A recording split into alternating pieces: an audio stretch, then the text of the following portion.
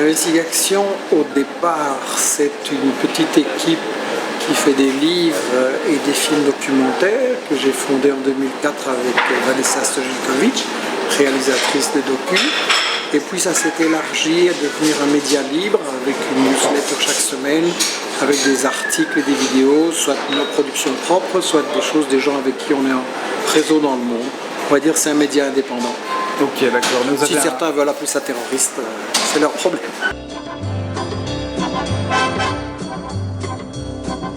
On est assez dissident, on n'accepte pas l'injustice, on n'accepte pas que le monde soit dirigé par 1% et que 99% n'ait rien à dire sur le plan économique, social, politique, militaire, tout ça. Donc oui, c'est une info engagée. Bon, pour ma part, toute info est engagée. Celui qui dit qu'il est neutre, c'est un hypocrite ou un inconscient, donc il est dangereux dans les deux cas. Et oui, c'est une info engagée du côté des gens d'en bas, on va dire. Je trouve qu'il faut éviter de réfléchir par des étiquettes. Okay. Et il y a une tendance à étiqueter extrême ceci, extrême cela. Je pense qu'on doit réfléchir au contenu, aux réalités. On doit réfléchir sans tabou en disant oui, celui-là il est ceci, il est cela. Pour moi, il ne faut pas étiqueter. On est pour la justice sociale. Maintenant, chacun appelle ça comme on veut.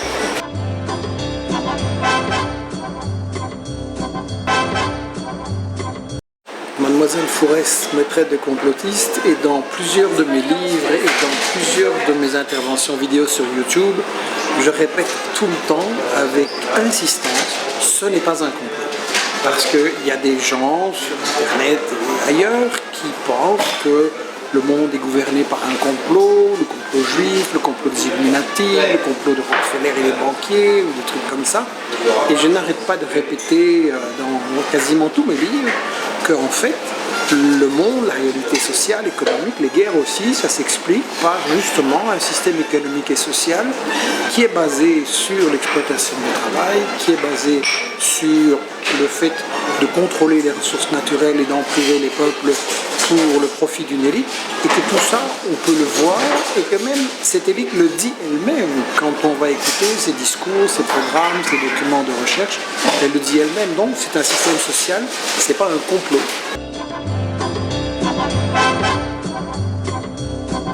C'est Caroline Fourest qui a lancé ça, c'est quelqu'un qui s'appelle Briganti, qui a publié un bouquin qui s'appelle, je crois, La galaxie de Dieudonné, qui prétend que le sang, Dieudonné, Le Pen, moi-même, tout ça, ça fait partie d'une même galaxie, parce que j'ai participé il y a plusieurs années, je crois que c'était en 2005, mais je me souviens, une mauvaise mémoire des dates, mais je crois que c'était à ce moment-là, il y a longtemps en tout cas.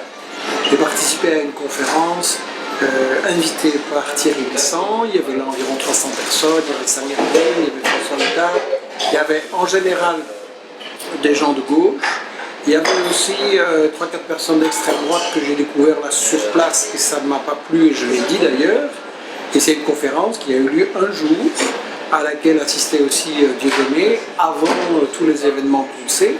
Et donc, M. Briganti et quelques autres anonymes sur Internet ont lancé cette rumeur que sans Dieudonné, moi-même, c'est la même chose, et comme Dieudonné a été fricoté avec Le Pen, donc Collomb et Le Pen, c'est la même chose.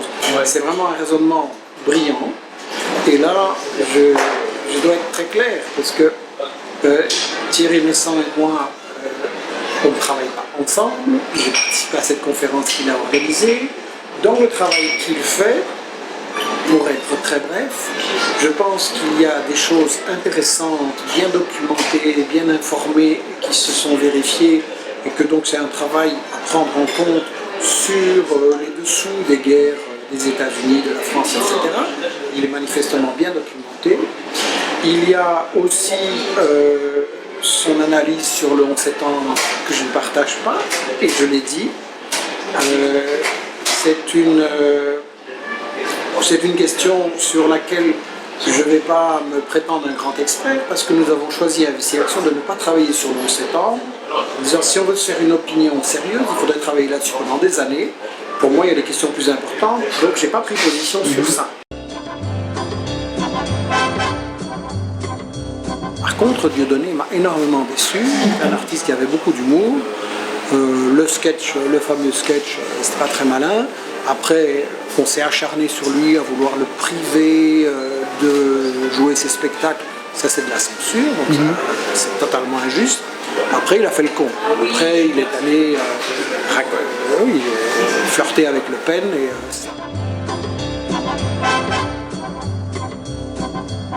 Celui qui lit mes livres voit bien la différence avec Le Pen, avec des théoriciens de droite. Et Dieudonné, c'est pas un théoricien, donc voilà. Moi, je n'ai pas à me dédouaner. Simplement, si on essaye de me mettre une étiquette, je renvoie la balle et je dis qui fait ça et pourquoi.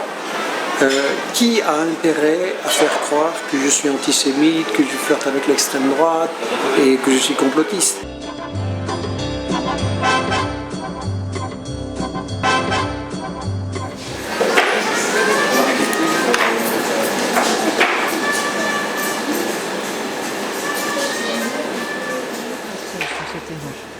L'homme que l'on voit à ses côtés s'appelle Michel Collomb, un auteur belge d'extrême gauche qui a lui aussi réalisé des vidéos en Libye, comme celle-ci, filmée au milieu des ruines d'un bâtiment bombardé par l'OTAN.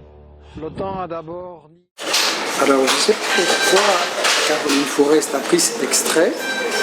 Il y a eu d'autres que moi qui sont allés là sur place. Il y a des experts internationaux qui ont confirmé qu'effectivement c'était une résidence privée. Donc, moi j'ai été sur place, je dis que c'est une résidence privée et tout le monde peut le voir. Et il y a eu là des petits-enfants de 3, 4 et 5 ans qui sont morts, c'est de la boucherie et leurs parents ne les reverront plus jamais. Non seulement les habitants des lieux, mais aussi les domestiques, etc. Donc, qu'est-ce que Caroline Forest prétend? Que c'était un centre de commandement militaire, qu'on a eu raison de bombarder, qu'on a eu raison de tuer ses enfants. Elle dit quoi? Elle se contente de répéter ce qu'on nous a dit à la télévision, comme si ça c'était le critère de la vérité. Et Mademoiselle Forest, les armes de destruction massive, qui a dit dès le début que c'était bidon? Les gens comme moi. Alors vous nous traitez d'extrémistes et en attendant on a bombardé les Irakiens et en Irak maintenant c'est l'enfer à cause de gens comme vous. Donc où est l'extrémisme là-dedans? Où est la propagande? Moi j'accepte tout débat avec Forest pour me prouver que ça, on a eu raison de bombarder ces gosses. Ok. Je continue ou... Continue. Michel Collomb, Investigation, qui prétend dénoncer les mensonges des médias occidentaux, mais n'hésite jamais à venir au secours des pires régimes s'ils sont menacés par l'OTAN. Voilà, je viens au secours des pires régimes. Alors, premièrement, elle transforme nos positions en essayant de faire croire qu'on est pour la dictature en Libye, etc. Dans mes livres, il est écrit clairement, la Libye ou le livre sur la Syrie que j'ai préfacé, qu'il s'agit de dictature et qu'on n'approuve pas. Ce que nous disons, c'est que la guerre n'est pas la solution et que le but des États-Unis et de la France n'est pas d'installer des démocraties, mais de défendre leurs intérêts et de maintenir la domination sur les richesses et sur les autres stratégies. Qu'est-ce que Caroline Forest prétend? On nous dit la vérité sur ces guerres. Et entre parenthèses, pourquoi est-ce qu'elle s'en prend tout le temps aux gens qui justement sont les victimes des États-Unis, de la France, etc. Si on parle de pire régime, Mademoiselle Forest, pourquoi vous ne parlez pas de l'Arabie Saoudite, du Koweït, du Qatar et d'Israël, qui fait vivre un enfer aux Palestiniens depuis 60 ans? Ça, ce serait beaucoup plus courageux de se prononcer sur ça, de dénoncer cela.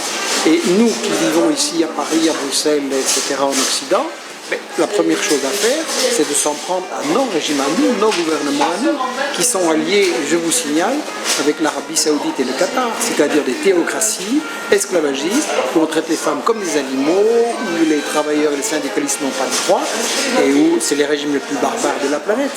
Donc, vous nous prétendez, Mademoiselle Forest, que on fait bien aux États-Unis, en France, de s'allier à ces gens-là pour apporter la démocratie en Libye, en Syrie et aux Palestiniens aussi peut-être. Et donc c'est complètement le monde à l'envers. Donc moi elle n'est pas capable en fait, ou elle ne veut pas, établir une distinction entre dire qu'on n'a pas le droit d'envahir la Libye, la Syrie et de bombarder les gens, ni l'Iran, ni le Hezbollah au Liban, etc., ni les Palestiniens, on n'a pas le droit de faire ça. Et en même temps, évidemment que pour la Libye, la Syrie ou des pays comme ça, je souhaite le plus de démocratie possible. Mais je ne fais pas confiance aux États-Unis pour apporter la démocratie avec leurs bombes. Et ça, elle ne veut pas. Elle fait la bête parce qu'elle ne veut pas établir cette distinction.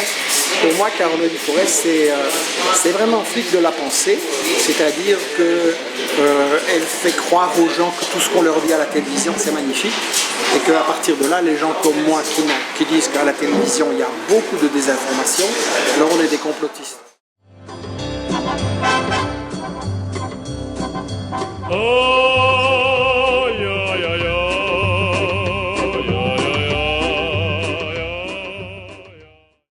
Dire qu'il fait de la propagande, je m'excuse, c'est tous les journaux télévisés